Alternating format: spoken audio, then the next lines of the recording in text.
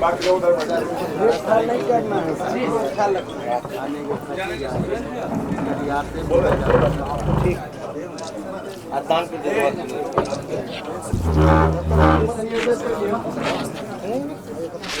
आ जाएगा आ जाएगा क्या? हाँ अनिस भैया मेरा भी चालू कर दीजिए। चालू कर दे। बंद हो अरे भैया आप लोग चुप रहिए ना, आप पीछे रखिए ना। अभी पहुँचे तनिक पीछे हाथ रखो ना। चले आप बताइएगा तो शुरू करा तैयार हैं आप लोग? सुनिए ना, हम लोगों का कार्यक्रम है और कार्यक्रम का जो नाम है और जो मकसद है चाहेंगे कि आप लोगों को बताएं। ये कार्यकर्ता दर्शन सह संवाद कार्यक्रम पार्टी के द्वारा जो है चलाया जा रहा है और इस सिलसिले में ये तीसरा चरण है हम लोगों का। कई जिले इससे पहले पूर्व में हम लोगों ने किया है। मकसद है कि पार्टी के जो हमारे कैडर है, जो संगठन है, बूथ स्तर पे, पंचायत स्तर पे, ब्लॉक स्तर पे, जिला स्तर पे, जो भी हमारे पंचायत अध्यक्ष हो या बूथ में जो हमारी कमेटी है, वो जो ज़मीनी स्तर के जो हमारे कार्यकर्ता हैं उनसे हम लोग संवाद करें, उनसे हम लोग फीडबैक लें, पार्टी को और कैसे मजबूत किया जाए और कैसे विस्तार संगठन का किया जाए, उसको लेकर के हम लोग सब लोग जो है आज खगड़िया पहुँचे हैं और थर्ड फेज़ में जो है पूरा मुंगेर प्रमंडल जो है हम लोग कवर कर रहे हैं हर जिले, और इसके बाद भी फिर चौथा चरण होगा और पूरे बिहार जो है हम लोग घूमने का काम करेंगे। और इसके बाद तो फिर दूसरा जनता के बीच हम लोग जाएंगे ही मकर संक्रांति जनवरी के बाद, वो अलग कार्यक्रम की शुरुआत होगी। लेकिन बेहद ज़रूरी है कि अपने पार्टी के कार्यकर्ताओं से हम लोग संवाद करें। लोकल पंचायत के जो लोग हैं, वर्कर जो है, वो उस पंचायत की समस्या जानता है, ब्लॉक की समस्या जानता है, तो इससे अवगत हम लोग हो सकते हैं जो ज़मीनी स्तर पे लोकल इश्यूज़ क्या है, कहाँ क्या समस्या है, इससे भी हम लोग जो है अवगत हो रहे हैं। और मकसद तो है पार्टी को मजबूत करना, विचारधारा जो हमारी पार्टी की है उसको मजबूत हम लोग करेंगे। लेकिन अभी आप देखिएगा माननीय मुख्यमंत्री जी भी अब यात्रा पे निकल रहे हैं।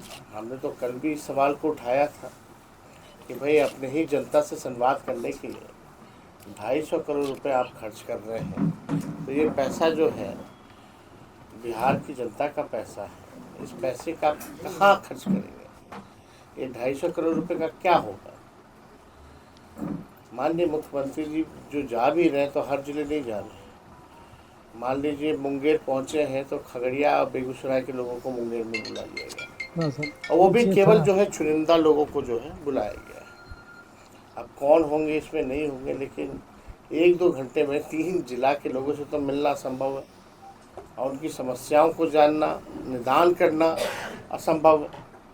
हम लोगों ने पहले भी जनता दरबार देखा है माननीय मुख्यमंत्री जी का, लाइव भी आता था, तो एक ही व्यक्ति जो है 5-5 बार पहुंचता था, लेकिन समस्या का निदान माननीय मुख्यमंत्री जी पटना में बैठ करके सभी आला अधिकारियों के साथ नहीं कर पाते थे। तो ये पूरी तरीके से अफसरों को लूट की छूट दी गई है। इसलिए हम बोलना चाहते हैं कि मुख्यमंत्री जी की जो यात्रा है वो लूट की छूट अधिकारियों की यात्रा है, और जीविका दीदियों को जो है उनसे काम लिया जा रहा है, और नीतीश कुमार जीविका दीदी को अपने पार्टी के संगठन के तौर पे उपयोग करना चाहते हैं। काम करवाते हैं, जीविका दीदी मेहनत करती हैं दिन रात, लेकिन उनकी मांगों को पूरा नहीं किया जा रहा है। अभी भी देखिएगा जो समस्या जीविका दीदियों की है, हम लोगों की सरकार बनेगी तो हम जीविका दीदियों की समस्याओं को हम लोग दूर करेंगे। और जिस हिसाब से माननीय मुख्यमंत्री जी जदयू के कैडर में तब्दील करना चाहते हैं, ये सब लोग जान रहे हैं, इससे कोई छुपा हुआ नहीं है, लेकिन अन्याय जो है दीपिका दीदियों के साथ किया जा रहा है। बिजली से लोग जो है परेशान हैं, स्मार्ट मीटर से लोग परेशान हैं। हम लोगों ने पहले भी कहा कि 200 यूनिट बिजली जो है हमारी सरकार आएगी तो हम लोग मुफ्त में बिहार के लोगों को दिलाएंगे। और मैं इतना ज़रूर कह सकता हूँ कि इस हालात में भी जो सरकार है मौजूदा, विपक्ष के दबाव में सरकार को मजबूर किया जाएगा कि बिजली जो है लोगों को मुफ्त दिया जाए, 200 यूनिट मुफ्त बिजली। तो ये भी हम लोग जो है पूरी तरीके से चाहते हैं कि बिहार के लोगों को राहत मिले। और आप देखिएगा जिस हिसाब से बिहार में क्राइम तो बढ़ा ही है, लॉ एंड ऑर्डर की समस्या बद से बदतर होती जा रही है। हम तो बाकायदा जो है बुलेटिन निकालते हैं, प्रेस को भी देते हैं, कितना अपराध बढ़ गया है बिहार में, कोने कोने तक अपराध बढ़ा हुआ है। ब्लॉक में, थाने में भ्रष्टाचार है, बिना घूस के कोई काम जो है नहीं हो पा रहा। और आश्चर्य की बात है कि जो हमारी 17 महीने की जो सरकार थी, हम लोगों ने जो आरक्षण की सीमा जो 65% बढ़ाया था और 10% EWS का यानी 75% उसको भाजपा के लोगों ने ख़त्म कराने का काम किया। जो भी बहालियाँ होंगी अब पिछड़ी जाति, अति पिछड़ी जाति, दलित, आदिवासी समाज के लोगों को बहालियों में नुकसान होगा। यही मुख्यमंत्री जी कहते थे नौकरी देना असंभव है 20 में। हम लोग 17 महीने में हम लोगों ने करके दिखाया। 5 लाख लोगों को नियुक्ति पत्र जो है हम लोगों ने बांटा, 3 लाख नौकरियां प्रक्रियाधीन करके आ रहे हैं। अब जो भी बहाली जो निकलेगी तो आप समझ सकते हैं कि कितना भारी नुकसान, लगभग 16% यानी लाखों नौकरियां जो है पिछड़ों का, अति पिछड़ों का, दलित, आदिवासियों का मारा जाएगा। तो ये गंभीर प्रश्न है। हम लोगों ने उस समय भी संदेह जताया था और कहा था कि इसको शेड्यूल 9 में डाला जाए, लेकिन 7 महीने से केंद्र सरकार ने इस पर कोई संज्ञान नहीं लिया। हम लोग चाहते थे तमिलनाडु के तर्ज पे हो जाता शेड्यूल 9 में, तो ये सुरक्षित रहता, इसमें कोई भी जुडिशियल हस्तक्षेप नहीं हो पाता। लेकिन मकसद जो भाजपा का है, ये लोग संविधान विरोधी लोग हैं, आरक्षण विरोधी लोग हैं और ये काम इन लोगों ने किया है। लेकिन इसको लेकर के राष्ट्रीय जनता दल जो है सुप्रीम कोर्ट में हम लोग इसके पार्टी बने हैं। सुप्रीम कोर्ट में भी इसका मुकदमा हम लोग जो है राष्ट्रीय जनता दल लड़ रहा है। और हम लोग सदन हो या कोर्ट हो या सड़क हो, इस लड़ाई को हम लोग लड़ेंगे और जीतेंगे, ये विश्वास के साथ लोगों को हम कहना चाहते हैं। खगड़िया जैसे इलाकों में आप जानते हैं भारी संख्या में पलायन है, गरीबी है, महंगाई से लोग जो है परेशान हैं। लेकिन सरकार के लोग, चाहे केंद्र सरकार हो या बिहार सरकार हो, कोई भी गरीबी, बेरोजगारी के बारे में बात नहीं करता, महंगाई के बारे में चर्चा नहीं की जाती है, पलायन के बारे में चर्चा नहीं की जाती है कि इस बात का ये डबल इंजन की सरकार है। आप देखिएगा बाढ़ भी आता है तो कौन सा पैकेज दिया केंद्र सरकार ने बिहार को। लगातार बिहार के लोगों ने वोट दिया, 2 बार आए, भारी बहुमत 3 बार आए, तीनों बार भारी बहुमत जो है प्रधानमंत्री जी को मिला बिहार से। लेकिन उसके बदले में, उसके अवज में बिहार को क्या मिला? बिहार के विशेष राज्य के दर्जे को लेकर के माननीय मुख्यमंत्री जी बोलते हैं, हम लोगों की तो शुरू से ही मांग रही है। लेकिन अब करेगा कौन? बिहार को विशेष राज्य का दर्जा कौन देगा? जिसके 30 सांसद हैं, कई केंद्र मंत्री हैं, जदयू के बदौलत वहाँ भाजपा जो है सरकार में है, भारत सरकार में। जदयू जो है अब खुद सरकार है, भारत सरकार का अंग है।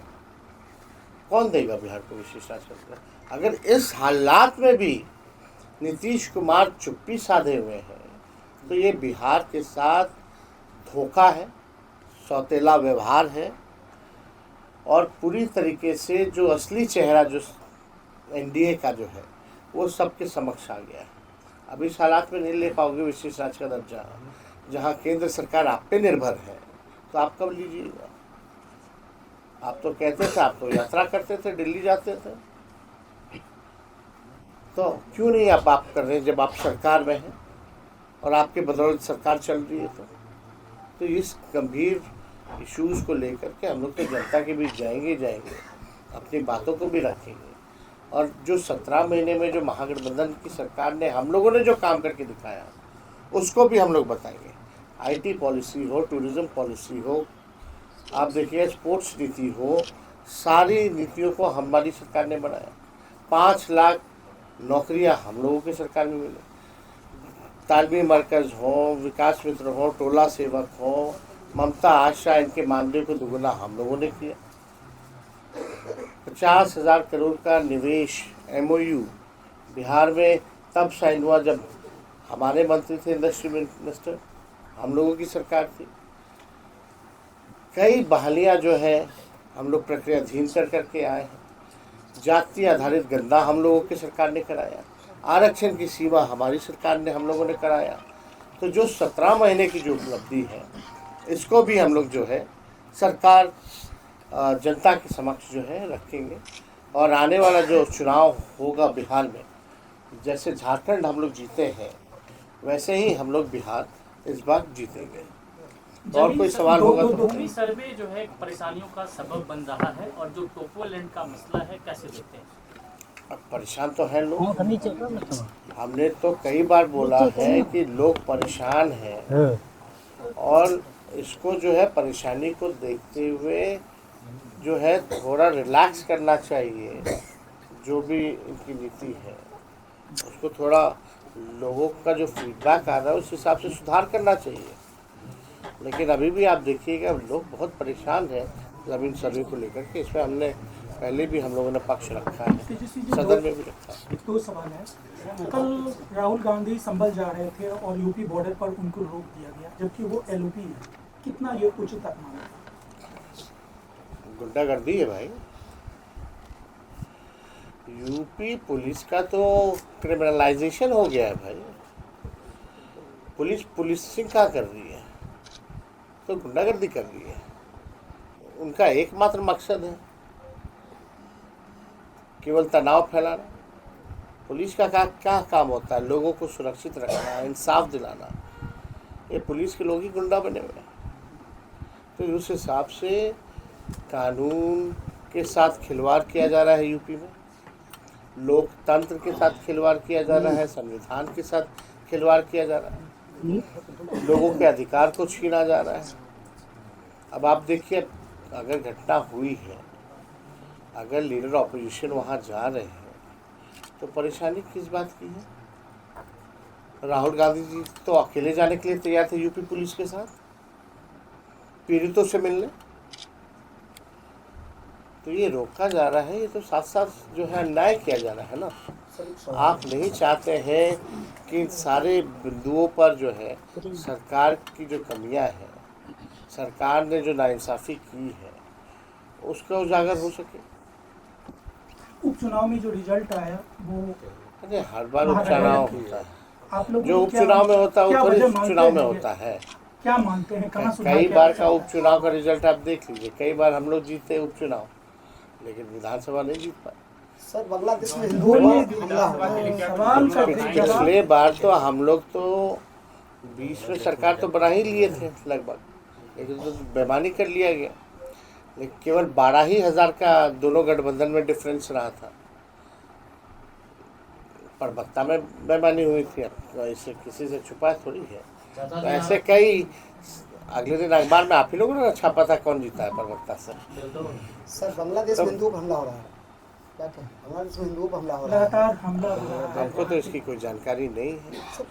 आपके पास कोई ऑथेंटिक एविडेंस है तो उस पर बात की जा सकती है। लेकिन अगर कहीं भी किसी की भी कोई ये हत्या हो या नरसंहार हो तो ये अच्छी बात तो है। मीडिया रिपोर्ट जो आ रहा है उससे तो लग रहा है कि और मीडिया किसका है? मीडिया है किसका? कोई व्यक्ति का नाम बताइए ना। आपके पास मीडिया रिपोर्ट में आया होगा ना फलना व्यक्ति का। आप बताइए भाई साहब। तो सब आए थे। नहीं ना, नाम बताओ ना। आप लोग व्हाट्सएप चैनल पे रहते हैं क्या? नहीं सर, सिंपल चैनल पे। हाँ, व्हाट्सएप चैनल पे नहीं रहना चाहिए। आप बिहार के हैं, बिहार की चिंता कीजिए। आप एक मजबूत विपक्ष है, इसलिए सब पूछा जा रहा है आपसे। अब तभी तो हम पूछ रहे, कोई एविडेंस हो, कोई कॉन्क्रीट बात हो तब ना उस पर जवाब दिया जाए। हवा अफवाह में जवाब नहीं दिया जाता, इससे और तनाव फैलता है। आप जिम्मेदार पत्रकार हैं। ऐसे ही हवा उड़ा दिया गया था तमिलनाडु में बिहारी मजदूर मारे जा रहे हैं, क्या हकीकत निकला भाई? जिम्मेदारी है हमारे कंधे पे, संवैधानिक पद पे है हम। हल्की बातें हम नहीं करना चाहते हैं। जो आजकल का ट्रेंड चला हुआ है, कहीं भी किसी के साथ हो, हिंदू हो मुस्लिम हो, अगर हत्या हो रही है तो इंसाफ लोगों को मिलना चाहिए जो पीड़ित है। तो इस तरह का माहौल नहीं बनाना चाहिए। सर स्मार्ट 125 की तैयारी चल रही है। सर स्मार्ट मीटर को जबरदस्ती घर में लगा देता है। देश में हिंदुओं की हत्या हो रही है कि नहीं हो रही है? हो रही है ना, अरे बोलने दीजिए। हत्या हो रही है। चाचा जी कह रहे हैं 2025 में 225। भतीजा का क्या जवाब है? क्या चाचा जी कह रहे हैं कि 2025 में 225। अब पता नहीं, अब वो क्या कह रहे हैं, 2025 बोल रहे हैं। बोल रहे हैं 2025 सीट जीतेंगे। 225 सीट जीतेंगे। 225 बोल रहे हैं। नहीं, हम तो सुने थे कई मंत्रियों का उनका कि 2025 में 2025 जीतेंगे। 2025 में 225। तो सुने कई मंत्री भी उनके बोले हैं भाई। हमारे पास एविडेंस, हम झूठी बात नहीं बोलते। क्या कहना चाहिए? अब इस पे क्या कहिएगा? जो आपका राय है वो मेरा राय है। 2025 सीटवा हो तो जाए पहले, बहुत लोगों का कल्याण होगा। नीतीश जी के 5 ऐसी नीतियां जो अगर आप मुख्यमंत्री बनते हैं तो उन नीतियों को आप बदलेंगे। देखिए, ये तो आने वाला समय बताएगा कि हम लोग क्या क्या करेंगे, समय पे बताएंगे। बिहार में तो अफसरशाही है सबसे बड़ा प्रॉब्लम, चरम पर है। नीतीश कुमार जी बिहार थोड़ी चला रहे हैं। नीतीश जी के जो आगे पीछे जो 3-4 अधिकारी वगैरह हैं, 1-2 छिटपुड़िया नेता हैं जिनका जनता से कोई लेना देना नहीं है, ना जनता के बीच चुनाव लड़े हैं ना जीते हैं, वैसे लोग जो है नीतीश कुमार जी का मुखपट्टा आगे करके बिहार सरकार चला रहे हैं। सर सुल्तानगंज पुल कब तक? तो सब लोग जानते हैं जिस हिसाब से अफसरशाही पूरे बिहार में जिस हिसाब से लागू है। लोकतंत्र में मालिक जनता होती है, जनता अपने प्रतिनिधि को चुनती है, चेक एंड बैलेंस रहे ताकि गवर्नमेंट में, इसलिए ये प्रावधान दिया गया है। आज किसी मंत्री को पूछ लेगा। अभी ना कुछ दिन पहले मंत्री नाराज होकर के अपने गांव चले गए थे, बोलते फैलुए नहीं आ रहा। अब जो भी लोग हैं तो इस पर क्या टिप्पणी किया जाए? खगड़िया राजद का गढ़ रहा है और आज कार्यकर्ताओं से संवाद करेंगे और आगामी 2025 के चुनाव में कितना सीट पर जो है आपको लग रहा है? खगड़िया राजद का एक गढ़ रहा है और आज कार्यकर्ताओं से आप संवाद करेंगे। 2025 के चुनाव के मद्देनजर आपको लग रहा है कितने सीटों पर जब जीतने आप? ये पिछले बार तो 2 जीते थे, कोशिश होगी 4 जीते। कार्यकर्ताओं के साथ आज रणनीति बनाएंगे। रणनीति बनाएंगे, हौसला बुलंद करेंगे, उनकी बात को सुनेंगे, कुछ हम अपने गलती को सुधारेंगे, सब बातें होंगी। अकाली दल के एक सवाल सर, बिहार में माइग्रेशन और इंडस्ट्रियल डेवलपमेंट के लिए क्या ब्लूप्रिंट तैयार है आपका? बिहार में माइग्रेशन और इंडस्ट्रियल डेवलपमेंट के लिए क्या ब्लूप्रिंट आप तो तैयार? जानते हैं कि आपको इंडस्ट्री लाना होगा, आपको एफर्ट लाना पड़ेगा। बड़े लोग जो उद्योग हैं उसको बिहार में स्थापित करना पड़ेगा। बिहार का जो ये इलाका है एग्रो बेस्ड इलाका है, एग्रो बेस्ड इंडस्ट्री जो है ये अच्छे से रह सकती है। क्लस्टर वाइज जोन में जो है इंडस्ट्री को आपको बैठाना पड़ेगा, वेल प्लानिंग करनी पड़ेगी। जब तक आप इंफ्रास्ट्रक्चर क्लस्टर वाइज जोन एक प्रॉपर मास्टर प्लान बना करके इम्प्लीमेंट नहीं कीजिएगा और जब तक आप एफर्ट नहीं डालिएगा कि बाहर के इंडस्ट्रीज आए, जैसे हम लोग की कोशिश थी 50,000 का MOU हमारी सरकार ने 17 महीने में किया, निवेश आया। निवेश आएगा तो जाहिर सी तौर पे पलायन रुकेगा, रोजगार लोगों को यही उपलब्ध होगा, तो उस हिसाब से काम होगा। ये माना एक तस्वीर यादव ये तो बेसिक, ये तो आपसे भी लेंगे।